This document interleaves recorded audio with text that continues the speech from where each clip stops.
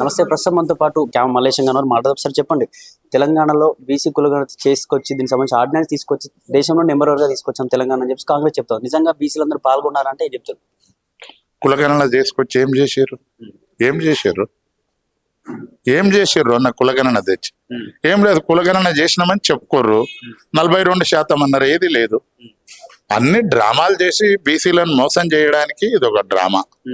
అక్కడున్న బీసీ మంత్రులు, బీసీల అడ్వైజర్లు నోరు మూసుకొని ఉరుకు వీళ్ళు సద్యంబల్కి మధ్యలో కొట్టే నాయకులు రాడ.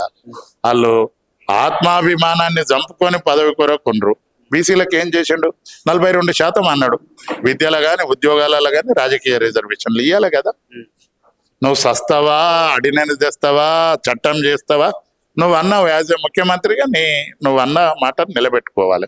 అట్లా పెట్టుకుంటే నీకు సోనియా గాంధీ ప్రజలు ఆస్కార్ అవార్డు ఇస్తారు, లేకపోతే అబద్ధాలకు ఆస్కార్ అవార్డు ఇవ్వాల్సిన పరిస్థితి వస్తుంది. ఏదైతే తెలంగాణ రాష్ట్ర వ్యాప్తంగా ప్రతి గడపను టచ్ చేసి దీనికి సంబంధించిన డీటెయిల్స్ తీసుకున్నాం, కానీ బీఆర్ఎస్ ఉన్న ముఖ్య నాయకుల ఇళ్ళలోకి వెళ్ళలేకపోయినామని చెప్పి కూడా మాట్లాడుతూ వాళ్ళ ముగ్గురు గురించి దాంతో పెద్ద మ్యాటర్ కాదు. కేసీఆర్ గారిది పబ్లిక్ డొమైన్లు ఉంటుంది. కేసీఆర్ గారిది కొడితే ఇట్లా డేటా వచ్చేస్తుంది. కేటీఆర్ గారిది కొడితే వస్తుంది. హరీష్ అన్నది కొడితే వస్తుంది.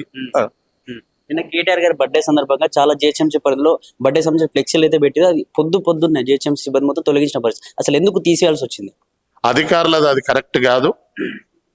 తీయాల్సి వస్తే కాంగ్రెస్ వాళ్ళు పెట్టినప్పుడు కూడా తీయండి, తీయండి. చట్టం అందరికి ఒకే తీరుకుండాలి, కానీ ఎక్కడ అధికారం ఉండి అక్కడ చట్టం లొంగితే అది కరెక్ట్ కాదు. అది అధికారులు ఒకసారి ఆత్మవిమర్శ చేసుకోవాలి.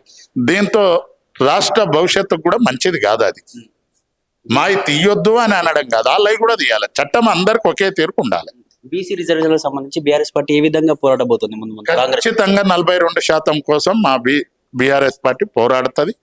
తెచ్చే వరకు ప్రజాక్షేత్రం నుండి కొట్లాడి ప్రభుత్వాన్ని మెడల్ వంచి మేము అది సాధించుకుంటాం.